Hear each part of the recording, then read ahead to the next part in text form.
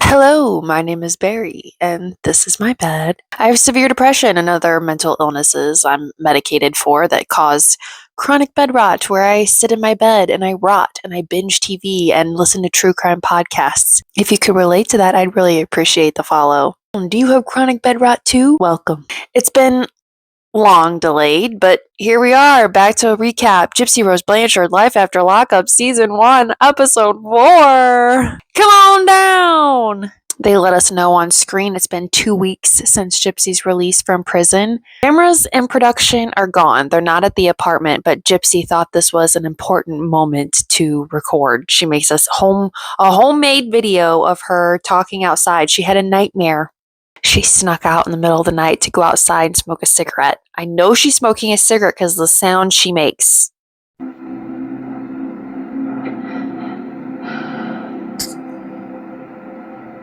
I smoked cigarettes for almost 15 years. I know that sound. She's so theatrical with having to make a video about her talking about the nightmare she had in the middle of the night about her mom and that house. Thinking about that house. Thinking about the coulda, shoulda, wouldas. Yeah, if you really were abused, you shoulda stood up. You coulda put your mom in prison. You woulda been the hero survivor you think you are today. She ends the video with saying, "It's hard to live with, guys. It's hard to live with." It's hard to live with. Okay, well maybe you should have just stood up instead of murdering your mom. You wouldn't have to live with it. Like it's some big feat that she has to live with murdering her mom. It's so hard to live with, guys. While she's talking about it, they end up showing pictures of the crime scene photos. I thought it was funny that they showed the Barney doll, the doll she put with her mom to comfort her mom after she murdered her. It's just a common thing that someone does when they unalive a loved one. They tend to comfort them, cover them up, put them with a keepsake, you know? And I also want to point out that she has short hair in this homemade video. And I only point this out because that's how we can tell the timeline of things. Because Lifetime Production likes to mix everything up when they're editing. Despite the last episode we just watched ending with her with short hair. Here she has short hair, but we go later into the episode, she's got long hair again. Then they show Gypsy the next day and she's talking to production and they ask her if these dreams have been happening to her since prison. She's like, "They've been happening since my crime, actually." Well, it's the same thing, Gypsy, pretty much. She says it's just her psyche going over what she could have or should have done. She does take some accountability and says that it was her choice to commit this crime. Damn right, it was your choice. It was your choice to manipulate an autistic man with the mind of a 13-year-old to murder your mom. Then next we see a bunch of clips of TikTok creators talking about all the abuse that Gypsy occurred. She was in the hospital for over a month. She was evaluated by doctors. So I want to know how Gypsy forced her to have a feeding tube when she was under 24/7 surveillance by doctors doing swallowing tests, eating tests, and that was how she was evaluated to say, "Oh, she needs a feeding tube." She was extremely underweight for the age of 8. You could say she was malnourished, her mother wasn't feeding her, but again, she was under 24-hour surveillance and the doctor said she couldn't swallow or eat properly. It was failure to thrive. That is what is in her medical records. And that, my friends, is why the doctors gave her a feeding tube. The more you know. One content creator says she was fed very little. Not true. We've seen pictures and videos of her eating. They say she was forced to urinate herself and wear diapers. Not true, she has incontinence. She says it was abuse that her mom tied her to her bedpost with a dog leash. Not true, because she would like that. We hear the rumors of her and Ken at the train tracks.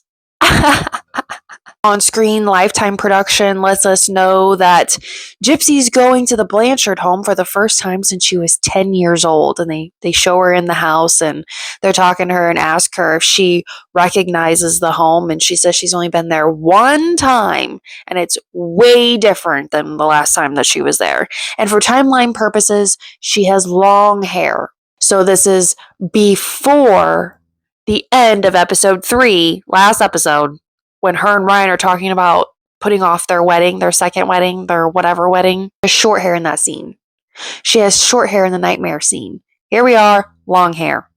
Then we see Mia and she's in her room, or I don't know if that's her room. I don't know if she still lives there, but she's in another room doing her makeup, and production asks her how it is having Gypsy at her house. And she's like, it's crazy. Crazy. I have this picture of her. I wanted that picture in there because, she's my sister and she has short hair and she's in a wheelchair. And now here she is and she's not in a wheelchair. She's walking around. Okay, Mia. Her in the picture, and she's in a wheelchair holding me, and now she's walking through the house and she's not in a wheelchair no more. Wow, no shit, Mia. Like, how was it like having your sister here? She's like, she's not in a wheelchair no more. No shit, Sherlock. I'm sorry. Mia does well in this season. I'll give her that. But from the first time I recap this to now, my tune has changed to Mia and Ryan a lot. I really wonder if Mia brought that picture up because it's the only picture they have of Gypsy in the house. They show around the house. I don't see any pictures of Gypsy. Anyway, they're all standing around in the living room waiting on Mia, I guess, to do her makeup. I don't know. And she says she remembers where her mama's grave is, even though she hasn't been there since she was 10 years old. I highly doubt that, Gypsy. I don't think you remember that. Even your book, you struggle with remembering and inconsistencies. You've admitted that. They get in the car and they drive to the park. Well, they're in Rod's truck. Rod's driving, Ryan's up front, and then the girls are in the back. Christy, Gypsy, Mia.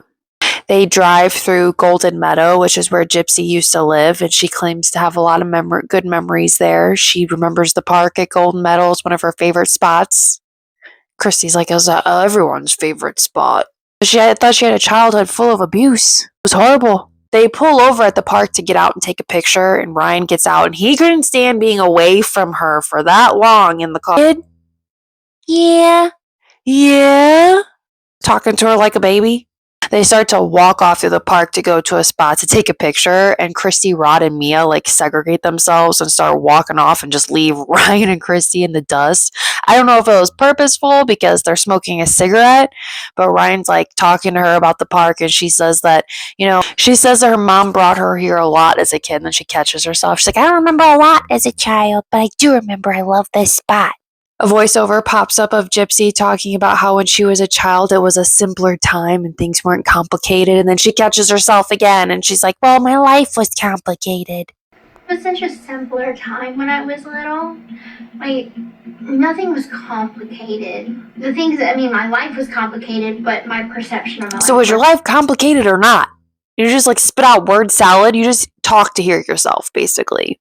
I want to point out that they when they were talking about the playground, I forgot about this. We watched this episode on my TikTok live, and someone pointed out that when they were showing clips of her at the playground, they showed a clip of her on a swing. Do you remember when she pretended like she'd never been on a swing before?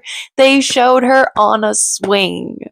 There's an interview portion of Gypsy talking on her bed, and she's wearing this ugly ass shirt. She has long hair and this ugly ass shirt. It's black and the cut sleeves. Anyway, she's talking about how complicated and simple her life was. All she knew was, Mommy loved me, Daddy loved me, Papa loved me, Mama loved me, my aunts and uncles loved me. Your Papa that SA'd you? She was only close to her mom's side, so it wasn't her dad's side, right? Yeah, it was the one that SA'd you. So they get to the spot where they're going to take a picture in front of these trees, and Rod awkwardly asks, so who's going to take the picture? Ryan, of course. Going over there would give it your people. Give it your family. I'm part of the family now, too. I'm part of the family. And Christy says with no emotion, I'm part of the family now. Ryan holds both the cigarettes and takes a picture, and Gypsy turns on Mia. Body language. Get her out of the picture. No arm around the waist. No nothing. That's my trigger. So they get back into the car to go to the cemetery, and Rod decides to take a detour through a neighborhood where he's like, remember when I told you that me and your mom got back together? Yeah, well, we stayed in one of these houses down here. I was trawling, so it would have been only for a week or so. Trawling, I had to look that up. It's like a fishing thing. So he would be gone for long periods of time, and he really only stayed with her for a week at this house. And that was when she had the sleep apnea machine. And Ryan's like, oh, your mom put you in that young? You were that young? Because, doctors didn't do tests or anything. They just handed the machine over to Dee Dee. I've been waiting for those lawsuits against all those doctors that did all Dee Dee's dirty work. I guess we ain't gonna see those, are we? Statute of limitations. They get to the cemetery, and even though she claims to have remembered where her mama's grave cemetery tombstone thing was, no, Christy has to lead them there, which I'm curious is why Christy knows where Dee Dee's mom's grave is. Wasn't she in an interview on a documentary where she talks about how Dee Dee poisoned her stepmom at the gravesite of Dee Dee's mom? Is that why she knows where it is? Huh. They show a little clip of Gypsy doing an interview, and she's talking about how she called her mama Mumsy. And Mumsy told Gypsy that she's her favorite grandchild. And she giggles at that. Did you hear the stories of Dee Dee's childhood? Dee Dee was supposedly the favorite child of her mom, and that's why her siblings didn't like her that much and flushed her ashes down the toilet. Is that true? So I actually kind of believe that Emma would tell this child that she was her favorite grandchild, and then here Gypsy is just rubbing it in everybody's face on the Petrie side on television. Yeah, I was the favorite, bitch. Gypsy says she thinks she was 7 when her mama died, but on the tombstone for her mama, it says she died June 9th, 1997. So Gypsy was 5. Gypsy says in her little interview portion that Dee Dee really started to spiral after Emma died, and she got mad at God and started smashing all the angel statues around the house. And she says that Dee Dee wanted to be buried with her mom, but that was out of her control. Gypsy said that it was out of her control. When she was younger, she knew that her mom could hear voices and see shapes, but she didn't want to tell anybody that because she didn't want to hurt her mom's feelings, make her feel bad about herself. Bobby tells a story about how Christy came to get a tattoo from him or got tattooed with him, and she was telling a story about Gypsy in the Special Olympics. So Christy's telling Bobby the story, and he's like, yeah, of course she's dominating the Special Olympics. She can walk. I don't know why she didn't step up for you or say anything. And he threw that subtle shade at Christy, like threw her under the bus for not doing anything. He's like, so many people failed you. And specifically, Christy. I love that. Christy. Gypsy says that she asks people, like, you thought my mom was weird. You thought something was off. Why didn't you guys say anything? And their response is that they didn't want to upset or set off Dee Dee. They didn't want to upset your mother. That's what it was. But Dee Dee was known for being one of the sweetest people ever. Why would people want to be worried about upsetting her when she's so nice and sweet? It doesn't make any sense. Bobby says he started second-guessing his own mind because he saw pictures of her with tubes and in and out of her nose and her mouth and everything. He's like, maybe she just didn't walk for so long her legs couldn't walk anymore. Or maybe because Dee Dee told her for so long that she can't walk, her mind told her legs that they can't walk anymore. So what, Dee Dee's a witch? She just said, you can't walk so many times. Her mind was just like, oh yeah, stop working. Just legs just flopping, don't work no more because Dee Dee said it so many times. She goes on to ask if he has talked to the Petrie side of the family to see if they'll be open to communicating with her. He's like, not so much. I don't get why they don't see your side of it, but maybe it's because she's their baby sister, And that's where their conversation ends and they go get a tattoo. Bobby has tattooed everyone in the family. Bobby's given Dee Dee a tattoo. People on my TikTok live told me that Dee Dee has a wizard on her ankle. I think Bobby did that. Bobby's tattooed Rod, Christy, her cousins, everyone on the Blanchard side. Why is he tattooing the Blanchard family? He's a Petrie. The Petries don't want anything to do with the Blanchards or Gypsy. So what is going on there? What did he do to this side of the family to make them not want anything to do with Bobby? That's what I think. Bobby's suspicious to me. It's that fedora. Who's wearing a fedora? So we see Gypsy talking to Bobby about her tattoo. She's getting something called a unilome, which is like a symbol for life's journey. And she's got it topped with a fleur-de-lis because French culture, because I'm Cajun. Honey, you were born in Louisiana. You were born Cajun, but the majority of your adult life you spent in the Midwest and Missouri. You won't even eat crawfish. Mia's shown up to the tattoo parlor. She doesn't look enthused. She's like, what am I doing here? Why am I here? Why is the whole family gotta come out for Gypsy's first tattoo? Also, something interesting, I noticed in season 2 that Christy has the same unilome tattoo as Gypsy in the same spot. So did Christy get the matching tattoo on this day? Did they get the unilome tattoo together? Why doesn't Mia have this tattoo? Interesting. Yes, I have a pick and poke that I did in prison. What's a pick and poke? You gotta sharpen up a staple. She has a K pick and poke on her ankle for her ex, Can, that she shows everybody. When they broke up, she tried to scrub it off. Gypsy says she's had a lot of tests and labs done, and they hurt more than this tattoo. After the tattoo's over, she's getting cleaned up, and she says this is a moment of independence for her. I never thought I'd get a tattoo. This is a moment of freedom. This is a choice. I get to make that choice. She's trying to make it sound like it's some big feat to get a tattoo. Like, okay. You also made a choice to unalive your mom. Remember that?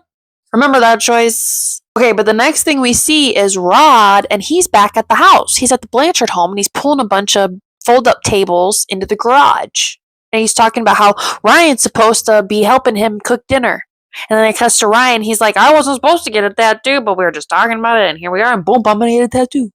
I feel like they're trying to throw shade at Ryan, because Rod was there. So Rod knew he was gonna get a tattoo and left. He left knowing Ryan was getting a tattoo. So why are you all upset that he's not helping you with dinner now? You knew he was getting a tattoo. I feel like life, I don't know. They edited it is weird.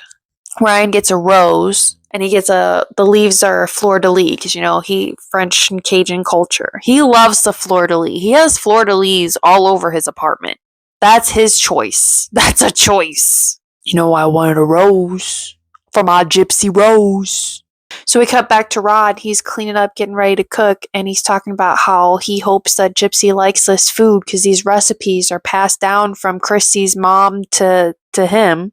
So they kept it in the family. They really kept it in the family, if you know what I'm talking about. The rumors that Rod and Christy are cousins? Kissing cousins?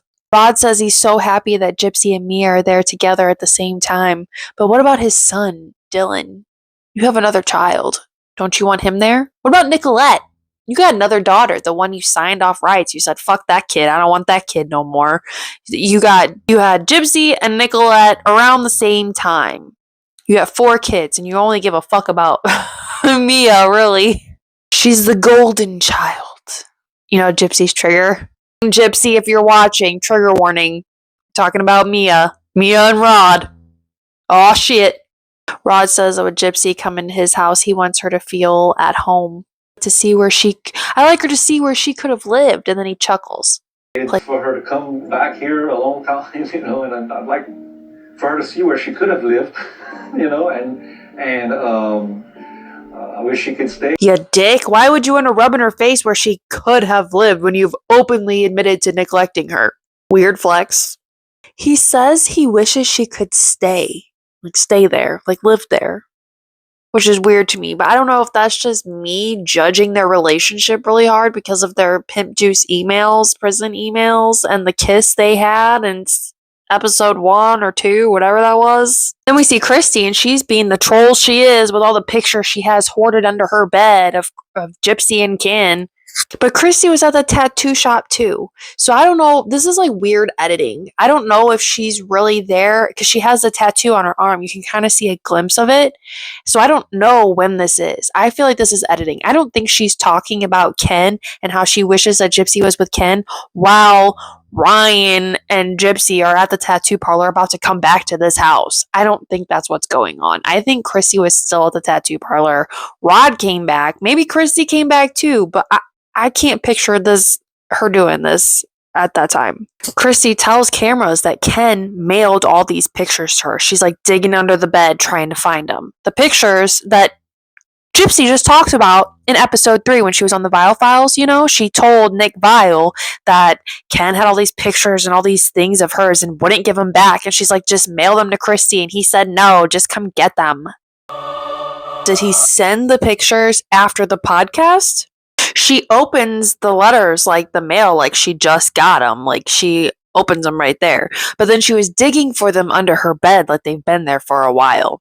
My guess is that she got them forever ago, never told Gypsy she got them to create animosity between Gypsy and Ken.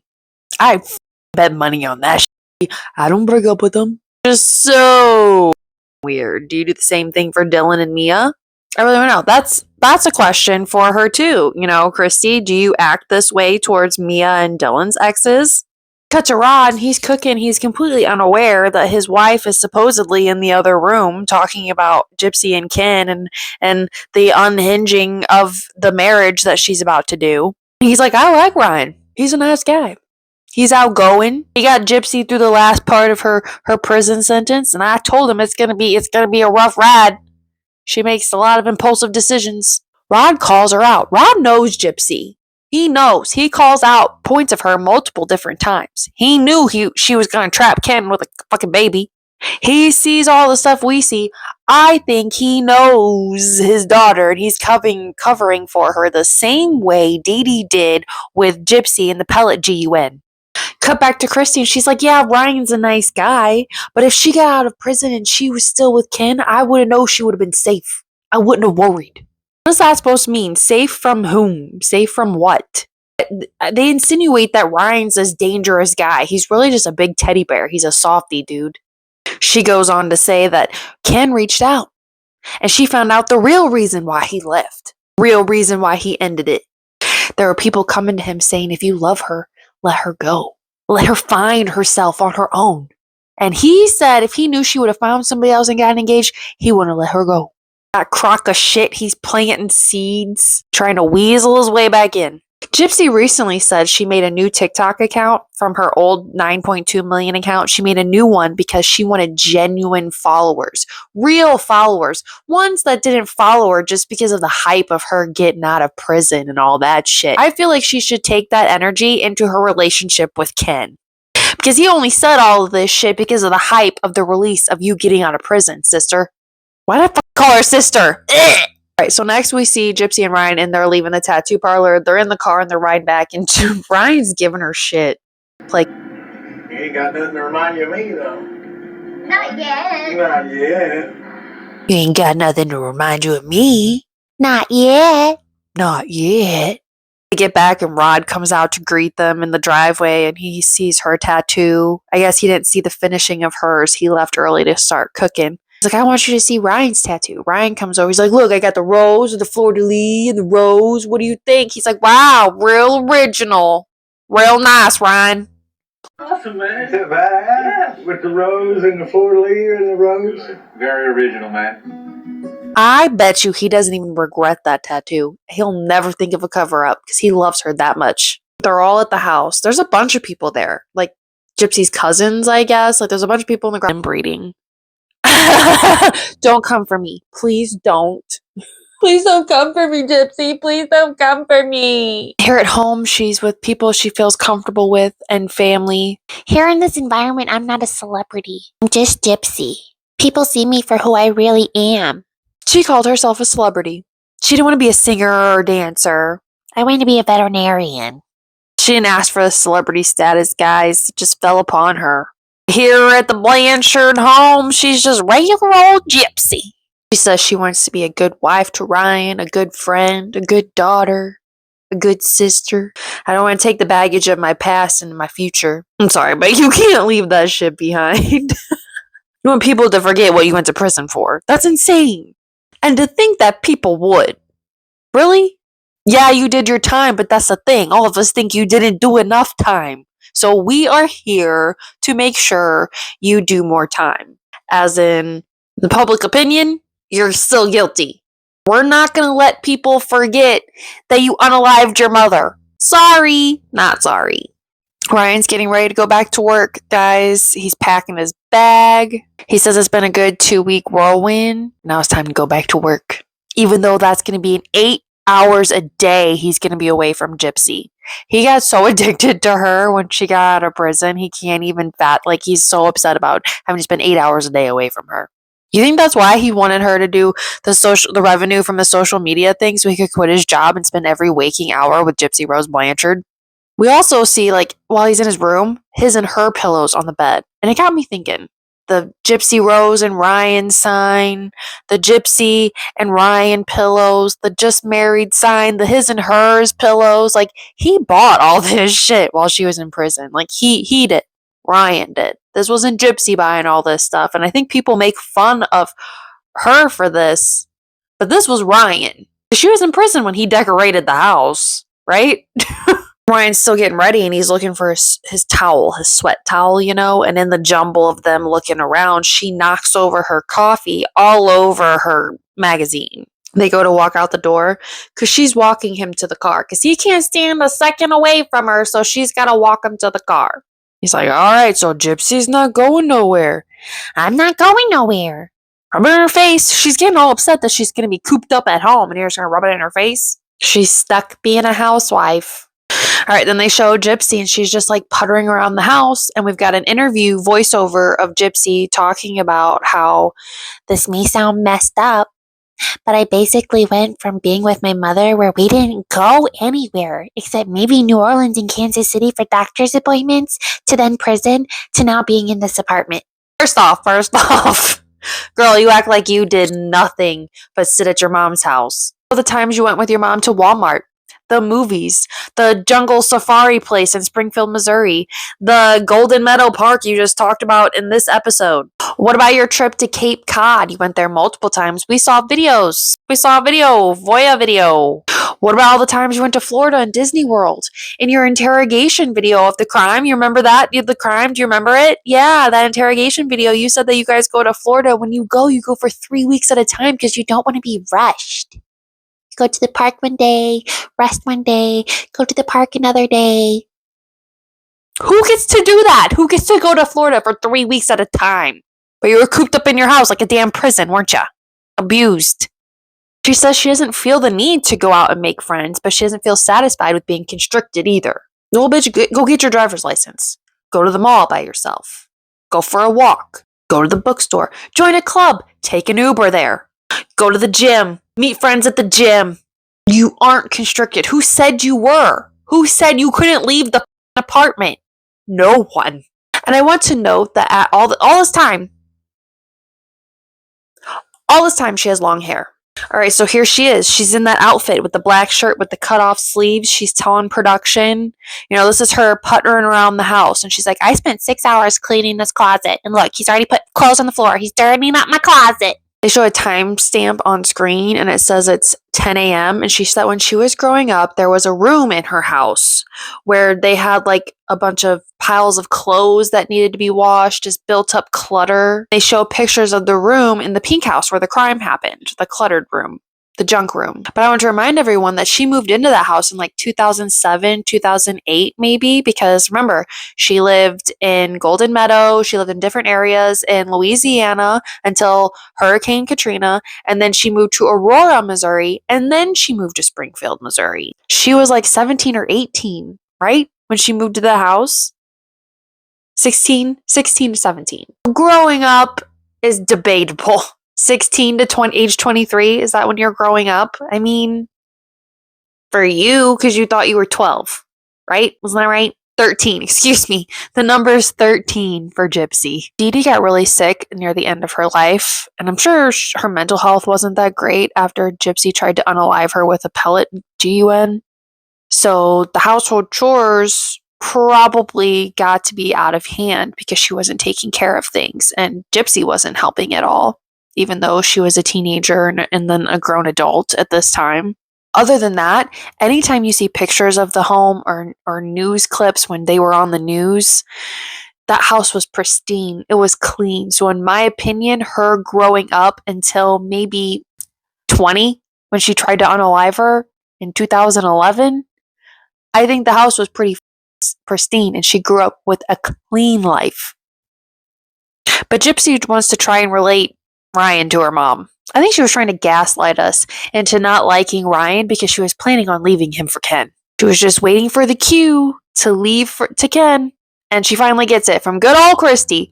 Christy. I noticed that when Christy was calling Gypsy, the picture she had on the screen was Christy and Rod's glamour shots, which I saw this picture in season 2. It's on their wall. So I feel like Gypsy just took a picture of that picture on the wall like a couple days ago when she was just there visiting, and now it's her background when Christy calls. I thought that was funny. Christy gets on the phone with Gypsy and they FaceTime. They're talking on the phone. She's like, I've just been piddling around the house, cleaning. And for a guy, he's got a lot of clothes. And Christy starts to defend him. She's like, well, he's a teacher. And for being a teacher, you probably don't want to be seen in the same thing all the time. But she gets interrupted because Ryan starts to call. And then she ends the call. She made a big deal about ignoring it too. Like being kind of like a mean girl, like a bully. She starts giggling. She's like, he'll be fine. He'll be fine. And then cameras pan behind her and you can see he calls again. And she just hits the eject button. Nope. Christy's like, well, I was just calling, texting. And Gypsy makes a face. And to me, I get the impression that they were texting before. And then Gypsy wanted this for content. All right, call me so we'll have a phone call. Cameras are here. And she's like, I was just calling. I was texting. And she's like, clip.